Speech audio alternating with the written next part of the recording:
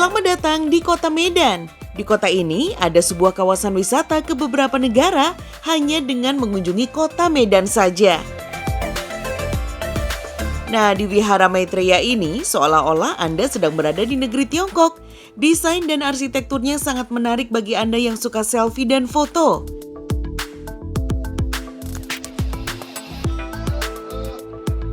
Setelah dari Tiongkok, Anda bisa berkunjung ke Kuil Sri Mariamman. Kuil yang berusia ratusan tahun ini punya cita rasa India yang sangat kental sehingga seperti berada di India. Selain kuil, terdapat juga gereja Anna Velankani yang tampak dari luar mirip dengan bangunan ibadah umat Hindu. Namun ternyata bangunan ini berfungsi sebagai rumah ibadat bagi umat Katolik keturunan Tamil India.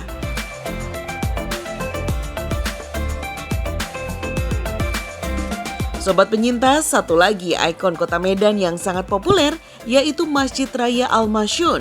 Arsitektur Timur Tengah, India dan Spanyol menyatu pada bangunan yang sudah berusia 1 abad lebih ini. Biasanya sebelum pandemi COVID-19, selama bulan Ramadan, Masjid Al-Masyun ramai dengan para pedagang penjual takjil untuk berbuka puasa. Bahkan, para jamaah yang berkunjung dapat menikmati sajian bubur podas khas Melayu yang dibagikan secara gratis selama Ramadan. Antrian tuh, antriannya panjang sekali. Ibu-ibu masih semangat dong antri? Wah, semangat. Masih semangat dong antri? Wow, semangat sekali emang. Kalau ada yang gratis biasanya semangat ya. Bagi pelancong yang menyukai wisata air bisa datang ke kolam pemandian umum Bahdamanik. Di sini kita dapat menikmati fasilitas dan wahana yang mumpuni bersama keluarga. Kolam pemandian ini terletak di Kabupaten Simalungun yang berjarak sekitar 20 km dari kota Pemantang Siantar. Bahdamanik selalu ramai dengan pengunjung dari berbagai daerah yang ingin menikmati wisata air. Pemandian alam di Kabupaten Simalungun ini terkenal dengan airnya yang segar dan berwarna kehijauan, serta suasana alam serta pepohonan yang asri.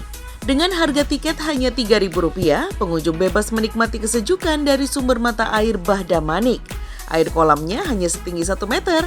Bagi yang ingin menikmati kucuran air, bisa mendekati air terjun kecil ini untuk melengkapi sensasi bermain air.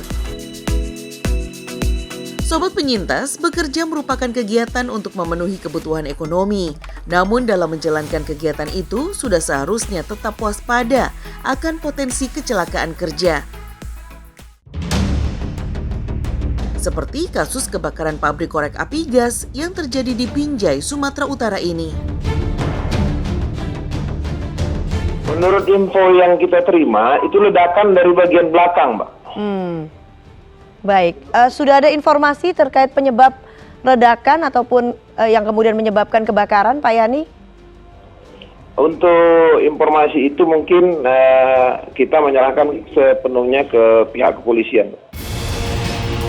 Sebuah kebakaran terjadi di tempat perakitan korek api di Desa Sambirejo, Kecamatan Binjai, Kabupaten Langkat, Sumatera Utara. Musibah yang terjadi pada bulan Juni tahun 2019 ini mengakibatkan 30 korban jiwa, 4 diantaranya masih anak-anak. Kebakaran diduga berawal saat salah seorang karyawan mencoba menyalakan sebuah korek api gas.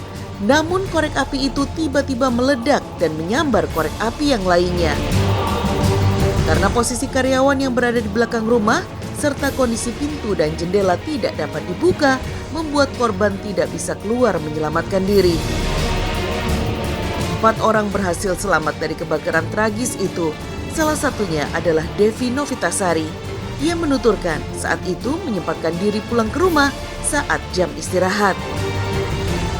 Waktu jam istirahat, Pak. Jadi itu kejadian pada saat jam istirahat? Iya. Kenapa nggak banyak yang keluar? Nggak tahu. Karena cuman kalau pulang istirahat cuman saya gitu. Karena rumahnya kan nggak jauh dari pabrik gitu. Waktu istirahat yang berlangsung selama setengah jam dimanfaatkan Devi untuk pulang. Peristiwa kebakaran tempatnya bekerja baru diketahuinya beberapa saat setelah api membesar. Istirahatnya biasanya dari jam 12 sampai jam setengah 1. 12 sampai setengah 1. Jadi Anda memang pulang pada saat itu. Nah, ketika Anda pulang, ini meledak. Nggak ngerti gitu. Tahu-tahu dengar kabar bahwasannya udah terbakar gitu. Oh, Anda nggak lihat? Enggak. Jadi baru terbakar, baru saya lari lihat Oke, ke pabrik. pada saat Anda ke sana seperti apa kejadian? Kejadiannya. Ya, kelihatannya seperti apa? Ya udah terbakar gitu, udah api pun udah membesar. Menurut pengakuan Devi, ada beberapa pegawai yang saat istirahat sering dikunjungi anak mereka. Hal inilah yang membuat 4 orang anak menjadi korban kebakaran ini. Nggak boleh sebenarnya. Ada aturan yang tidak boleh. Ada, nggak boleh. Kok bisa masuk?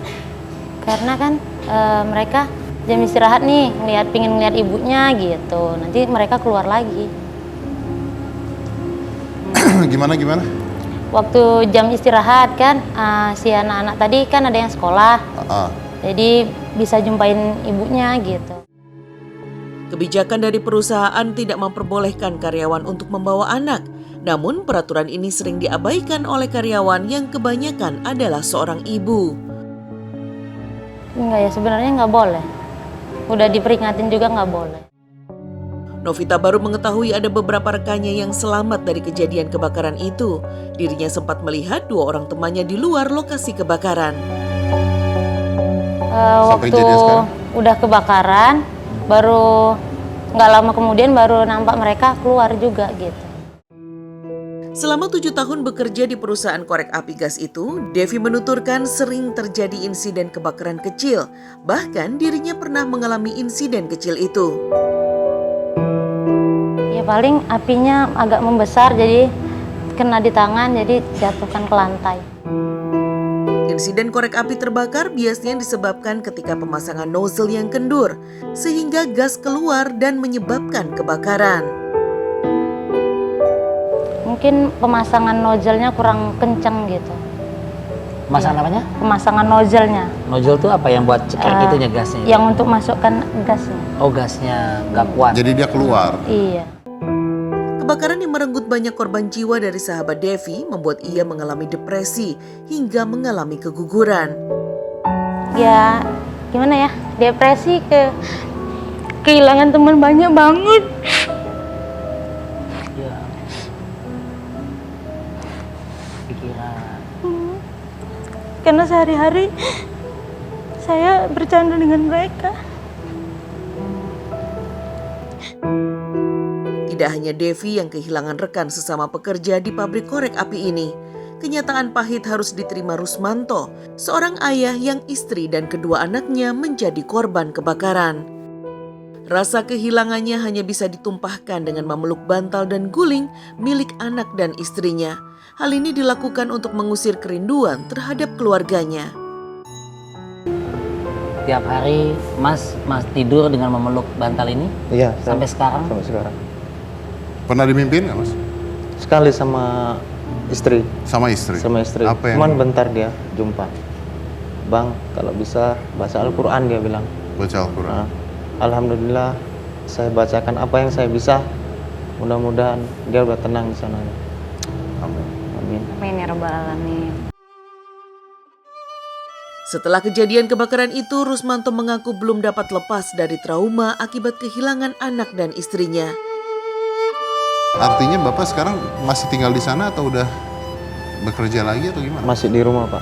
Sendiri dong berarti? Sama mama saya. Karena rumah saya sama rumah mama saya kan jauh. Antara 6 jam sampai 7 jam. Jadi nggak saya kasih pulang dulu gitu, suruh nemenin Oh, saya jadi dulu. ibu nemenin Iya. masnya di sana. Kehilangan seseorang yang dikasihi merupakan kesedihan yang sangat mendalam dan sulit dilupakan. Keseharian bersama keluarga bisa saja terenggut karena kelalaian yang dilakukan. Tiada satu orang pun yang menginginkan sebuah musibah menimpa dirinya. Semoga dari pengalaman ini dapat diambil hikmah agar lebih memperhatikan keselamatan dalam lingkungan tempat Anda bekerja.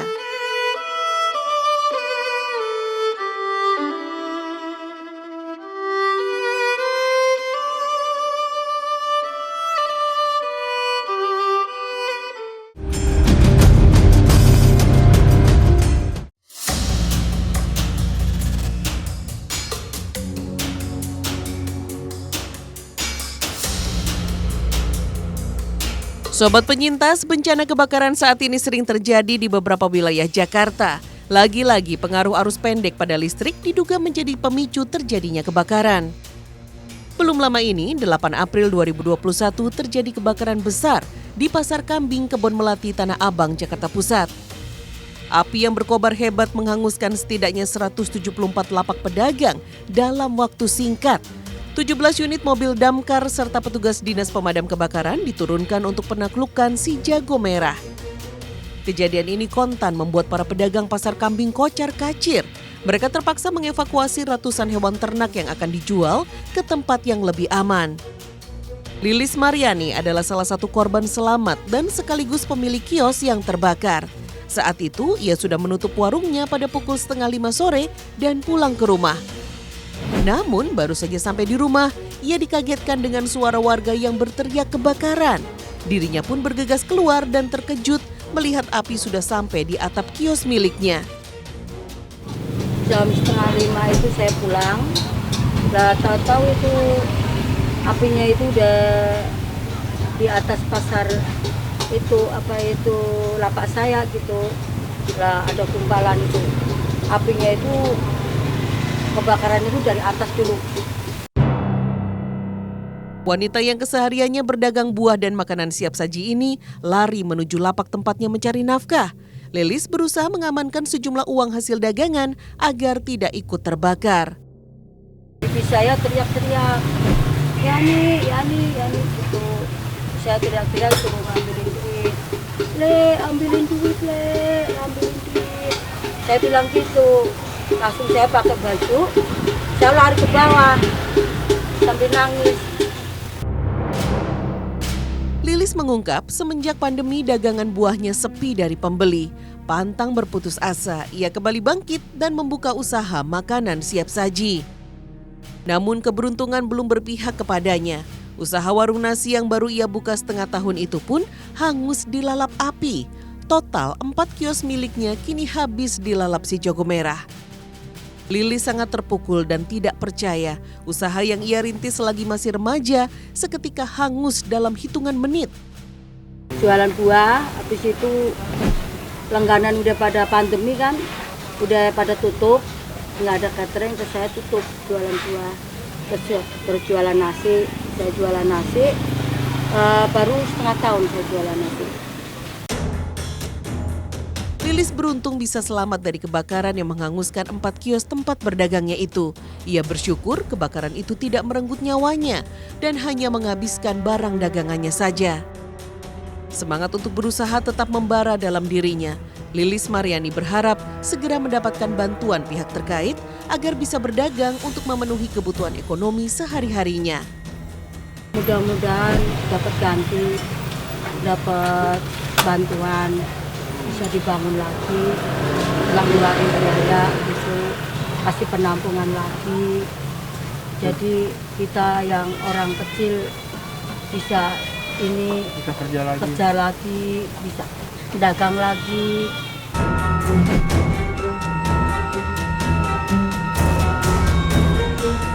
Tidak hanya pasar Tanah Abang yang mengalami kebakaran, berselang 4 hari hal serupa juga dialami oleh para pedagang di Pasar Minggu.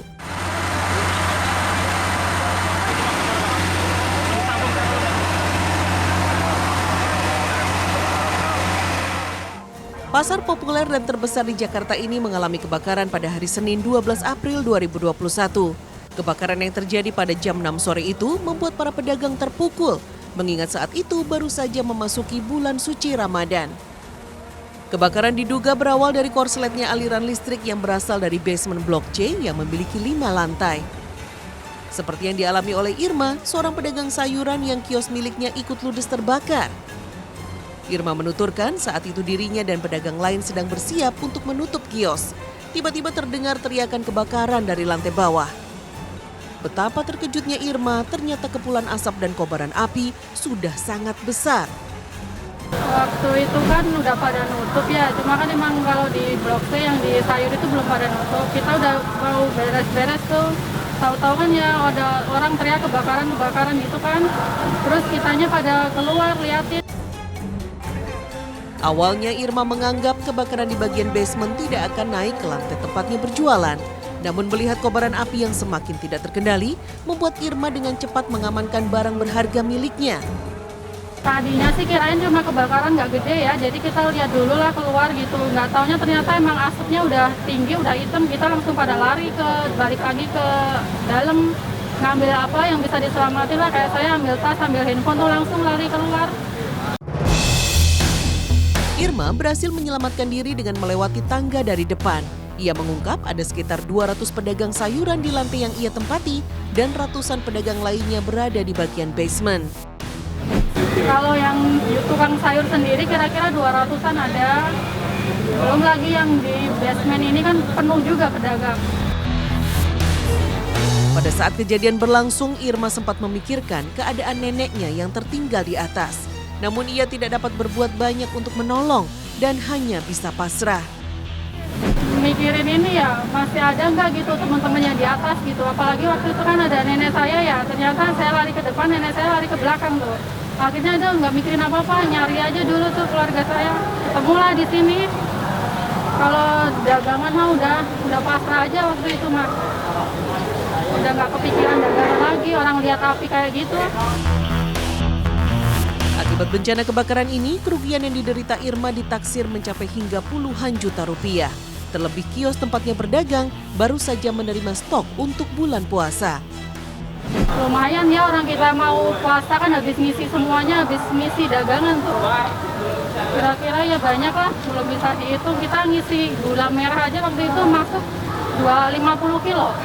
Belum yang bumbu-bumbu kering, bawang merah, bawang putih kayak gitu banyak. Orang posisi juga awal puasa kan pasar rame waktu itu. Jadi kita semuanya kita stok barang gitu. Pasca kebakaran, Irma berniat kembali untuk mengais dagangannya yang tersisa. Namun niat itu ia urungkan karena melihat kondisi lokasi yang belum aman. Iya, benar. Kita mau naik ke atas aja nyari, tadi mau ke itu lihat motor yang masih parkir aja, kaki kayak masih gemeteran. Kan ada tuh motor diparkir di situ. Belum boleh diambil sih katanya. Takut lantainya roboh apa kenapa.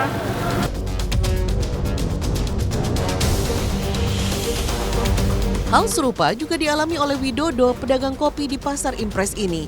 Saat itu, Widodo melihat gumpalan asap yang berasal dari lantai basement di bagian timur. Baru sholat maghrib itu memang turun lewat tangga, memang di atasnya yang sumber asap itu ya. Memang di situ agak kecium, ada kecium bau kabel terbakar, tapi kita juga nggak tahu sumber pastinya di kios sebelah mana. Yang kayaknya memang 15 menit lebih kurang setelah itu keluar asap di ruangan basement sudut sebelah timur. Itu udah banyak sih, udah satpam, security itu udah pakai tabung apar itu. Widodo beranggapan api yang ketika itu belum besar masih bisa ditanggulangi. Namun hanya dalam hitungan menit, api sudah tidak terkendali. Kita masih pikir insya Allah masih bisa ditanggulangi gitu kan. Tapi 15 menit kemudian api makin besar ya sudah. Kita juga udah semuanya kita serahin petugas aja lah gitu. Saat api sudah melalap toko di sekitar pasar, Widodo langsung mengabarkan ke sesama pedagang di Pasar Impres, Pasar Minggu. Lihat api kondisi begitu, saya ngabarin teman-teman yang kan mayoritas mereka udah pada pulang, Mas. Sebagian besar pedagang itu udah pada pulang di los kita itu ya. 7:30 itu saya udah ngeliat api begitu. Saya nggak mikir macam-macam. Saya ambil HP, video satu, kirim ke teman-teman yang udah pada pulang di rumah. Udah, mereka udah tahu, dapat kabar kan, ada kejadian begini, mereka ke pasar, saya pulang. Widodo bergegas untuk menyelamatkan diri dan barang dagangan milik istrinya, namun tak banyak yang bisa ia selamatkan dari kebakaran itu. Saya muter ke los ikan, naik lewat tangga belakang sini, ke belakang karena kios saya lebih dekat dari sini aksesnya kan. Nah, masuk, memang posisi itu listrik udah mati. Tapi belum terlalu panas, suhu ruangan di hanggar itu belum terlalu panas. Baru ada asap sedikit aja lah, mungkin dari bawah kan belum terlalu besar apinya. Saya ngambil satu karung kecil, bawang merah sama bawang putih tunggal. Udah itu aja yang sempat saya tarik karena udah gelap kan. Beruntung saat kejadian istrinya sudah menutup toko dagangannya sehingga dapat selamat dari kebakaran yang menghanguskan 392 kios yang berada di Blok C Pasar Impres Pasar Minggu. Sobat penyintas, kebakaran yang diakibatkan oleh arus pendek pada aliran listrik patut diwaspadai, terlebih di saat bulan Ramadan seperti saat ini. Instalasi listrik yang berada di dalam rumah merupakan tanggung jawab dari pemilik rumah. PLN hanya berwenang sampai ke KWH meter milik pelanggan. Berikut ada tips menghindari kebakaran yang diakibatkan arus pendek listrik. Pertama, jangan otak-atik meteran listrik sendiri. Kalau ada kendala, bisa hubungi langsung kontak senter PLN di 123.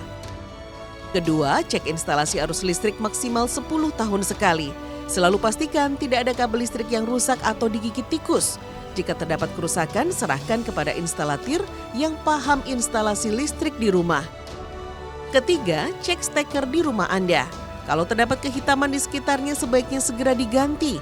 Dan jangan menumpuk steker secara berlebihan, karena bisa menimbulkan panas dan berpotensi kebakaran. Keempat, gunakan peralatan listrik yang berkualitas. Jangan terkecoh dengan harga murah padahal kualitasnya rendah. Listrik memang menjadi kebutuhan pokok bagi masyarakat. Dengan memperhatikan dan menjaga dengan baik instalasi listrik di rumah, tentunya diharapkan bisa meminimalisir terjadinya hal yang tidak kita inginkan di kemudian hari.